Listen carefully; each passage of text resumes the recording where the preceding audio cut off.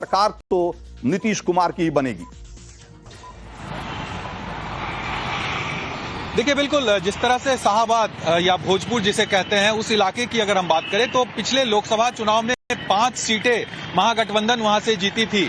और ऐसे में अगर उस इलाके में बीजेपी सेंधमारी कर रही है, अगर लड़ाई टक्कर की वहां पर एनडीए दे रही है, तो ये कहीं ना कहीं एनडीए के लिए एक शुभ संकेत है।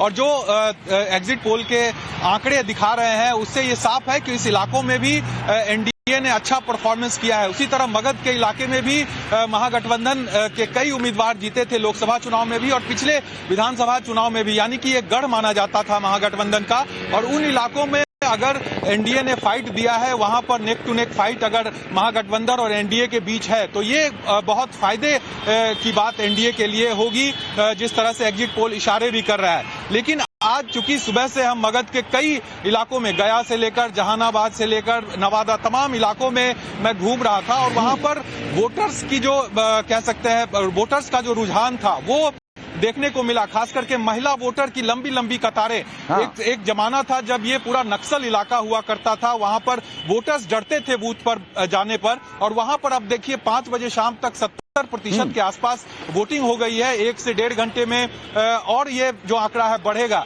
तो ये देखिए, मतलब हम लोग पहले जो 14-15% वोटिंग जो है वो 10-11 बजे तक दिन में पता लगता था कि 15-17% वोटिंग हुई है। अभी सुबह सुबह आपको पता लगता है कि 9 बजे तक 15% वोटिंग हो जाती है और शाम 5 बजे तक अगर 60%, 65% से ज्यादा वोटिंग दिख रही है, तो इसका मतलब है कि इस बार लोगों ने बड़ी संख्या में वोट किया है पिछले चुनाव के मुकाबले। हालांकि इसके पीछे एक बड़ी वजह एसआईआर है, जिसकी वजह से बहुत सारे बोगस वोट काटे गए हैं और उसकी वजह से भी थोड़ा परसेंटेज बढ़ा हुआ दिख रहा है। लेकिन इसमें भी कोई दो मत नहीं है कि जिस तरह का उत्साह वहां बूथ पे दिखाई दिया, आपने भी दिखाया, रंजीता ने भी दिखाया और बाकी सहयोगियों ने भी दिखाया कि किस तरीके से सुबह से ही वहां बूथ पर लंबी लंबी कतारें दिख रही हैं।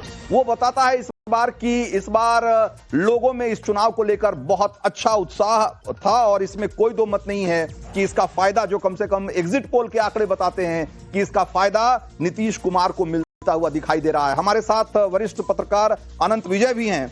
अनंत विजय जी, एक बार फिर से नीतीश कुमार, कम से कम एग्जिट पोल के आंकड़े तो यही कह रहे हैं। और जैसा कि हमने बिहार में दोनों ही चरणों में देखा कि बड़ी संख्या में महिलाएं निकलकर वोट देने के लिए आई और पुरुषों के मुकाबले किसी भी बूथ पे चले जाइए, महिलाओं की कतार कहीं ज्यादा लंबी दिखी, बल्कि कई जगह तो 2 गुनी लंबी दिखी। मुझे लग रहा है कि ये महिलाएं नीतीश कुमार के लिए एक बार फिर से वरदान साबित हो रही। रंजीत जी, देखिए, महिलाएं आज सिर्फ 10,000 रुपए की बदौलत नीतीश कुमार के साथ नहीं आ रही है। नीतीश कुमार ने 2005 से, जब वो सत्ता में आए थे, तब से ही महिलाओं को नर्चर किया। बालिकाओं को साइकिल देने से लेके, स्थानीय निकाय के चुनाव में उनको आरक्षण से लेके, उनके लिए जितने काम किए, उनके साथ निश्चय में भी महिलाओं की भागीदारी सुनिश्चित की गई थी। तो ये पिछले 20 साल की जो बच्चियां उस समय स्कूल में पढ़ रही थी और उनको बस्ता और साइकिल मिला था, अब वो माँ हो गई हैं, उनके बच्चे हो गए हैं। तो उन्होंने पूरी की पूरी एक पीढ़ी तैयार की अपने लिए। तो मुझे लगता है कि अब 20 सालों बाद नीतीश कुमार को वो महिला वोटर पे कर रहे हैं। और जाहिर सी बात है, जो ये 10,000 रुपए का उन्होंने उन लोगों को रोजगार शुरू करने के लिए 1 करोड़ से अधिक महिलाओं को जो पैसे उनके खाते में ट्रांसफर हुए, उसका असर बहुत दिख रहा है बिहार में। लेकिन कुल मिलाकर अगर हम देखें तो जिन आपने सारे रीजन में दिखाए, अगर हम उसमें मगध को छोड़ दें तो भोजपुर और मगध के अलावा बाकी हर जगह, मतलब तिरहुत और जो आपका मिथिलांचल है, उसी में से 2 में से 90 के करीब सीटें हो जा रही है। तो सरकार तो इन्हीं 2 रीजन से बन जा रही है। बाकी मुझे हैरानी सिर्फ इस बात पर हो रही है कि जन स्वराज पार्टी को इस बार इतना माहौल बना था, और अगर उनको सचमुच, आपके एग्जिट पोल के नतीजे में प्रश्न करने का कोई कारण नहीं नजर आता, लेकिन अगर सचमुच उनको 2 सीटें मिलती हैं तो प्रशांत किशोर के लिए ये रास्ता बहुत बड़ा सेटबैक होगा। बिल्कुल। तो हमने अभी तक आपको 4 रीजन के जो आंकड़े दिखाए, उसी से एक तरीके से क्लियर हो गया कि एक बार फिर से नीतीश कुमार की सरकार बनने जा रही है। कम से कम एग्जिट पोल के आंकड़े तो यही बोल रहे हैं। अब जरा 5वें रीजन की एक बार दिखा देते हैं, माफ करिएगा, 6ठे रीजन का जरा दिखा देते हैं। अंग प्रदेश का जो इलाका है, जो कि भागलपुर और उसके आसपास के जिले जहां आते हैं, उसमें से देखिए 23 सीटें हैं। उस हिसाब से देखा जाए तो रीजन वाइज कोई बहुत बड़ा इलाका नहीं है, लेकिन 23 सीटें हैं 243 में से। और यहां क्या रिजल्ट बता रहे हैं एग्जिट पोल के? कहते हैं कि एनडीए को 14 सीटें मिल रही है और एमजेबी को यानी कि महागठबंधन को 9 सीटें। अगेन प्रशांत किशोर और अदर्स के खाते में यहां कोई सीट जाती हुई दिखाई नहीं दे रही है। तो आप देखिए कि 14 सीटें नीतीश कुमार को और 9 सीटें तेजस्वी के गठबंधन को। उस हिसाब से देखा जाए तो यहां भी बड़ी बढ़त है। तो देखा जाए तो अगर मगध और भोजपुर को छोड़ दिया जाए तो तेजस्वी कहीं भी ठीक ठाक फाइट में या कांटे की टक्कर या जबरदस्त टक्कर देने की स्थिति में दिखाई नहीं दे रहे हैं। बाकी सभी जगहों पे ठीक ठाक बढ़त दिखाई दे रही है नीतीश कुमार और बीजेपी के गठबंधन को। तो ये एक तरीके से देखा जाए तो इस बार के जो चुनाव में एक बात तो स्पष्ट है कि 143 सीटें जो एग्जिट पोल के आंकड़े कहते हैं कि 143 सीटों के आसपास जो है वो एनडीए को मिलती हुई दिखाई दे रही है और महागठबंधन के खाते में 95 सीटें जाएंगी।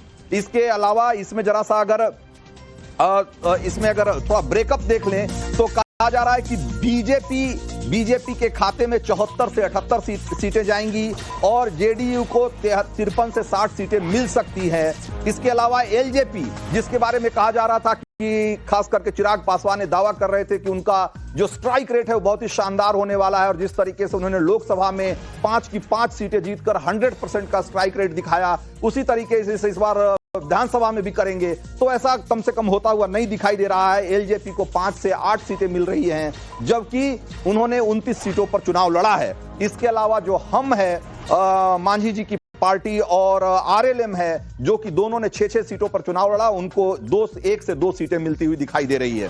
तो बीजेपी अगेन एक बड़ी पार्टी की जाहिर सी बात है कि जेडीयू के मुकाबले, जबकि दोनों ने बराबर सीटों पर चुनाव लड़ा है जेडीयू और बीजेपी ने, लेकिन बीजेपी का स्ट्राइक रेट कहीं ज्यादा दिखाई दे रहा है जेडीयू से। बीजेपी को 74 से 78 सीटें मिलती हुई दिखाई दे रही है और जेडीयू के खाते में 53 से 60 सीटें। उस हिसाब से देखा जाए तो बीजेपी बड़े भाई की भूमिका में सामने आ सकती है और ज्यादा सीटों का मतलब क्या होगा ये चुनाव के बाद पता लगेगा कि इसका मुख्यमंत्री की कुर्सी को लेकर कोई इस पे एक नया एंगल निकलता है या नहीं। हालांकि बीजेपी कह चुकी है कि जब तक नीतीश कुमार हैं सीएम पद की कोई वैकेंसी नहीं है।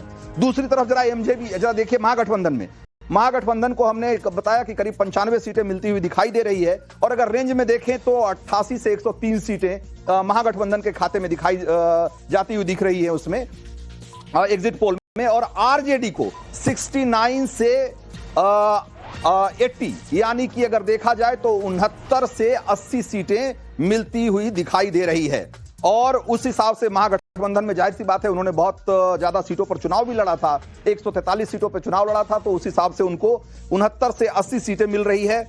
और कांग्रेस को 10 से 12, ये बहुत बड़ा एक तरीके से झटका है एक बार फिर से कांग्रेस के लिए। 60 सीटों पे चुनाव लड़ा कांग्रेस ने और उनको सिर्फ 10 से 12 सीटें मिलती हुई दिखाई दे रही है। सीपीआईएमएल माले, जो कि भाकपा माले जिसको कहते हैं, वो 6 से 8 सीटें और सीपीआईएम और सीपीआई को 1 से 2 सीटें मिलती हुई दिखाई दे रही है। इसमें जैसा कि हमने आपको पहले बताया था कि सीमांचल में एक बार फिर से ओवैसी खाता खोलते हुए नहीं बल्कि 2 से 3 सीटें उनको मिल सकती है, जो कि ओवैसी के लिए बहुत प्लस पॉइंट है। पिछली बार भी उन्होंने 5 सीटें जीती थी और अगर इस बार 3-4 सीटें जीत लेते हैं तो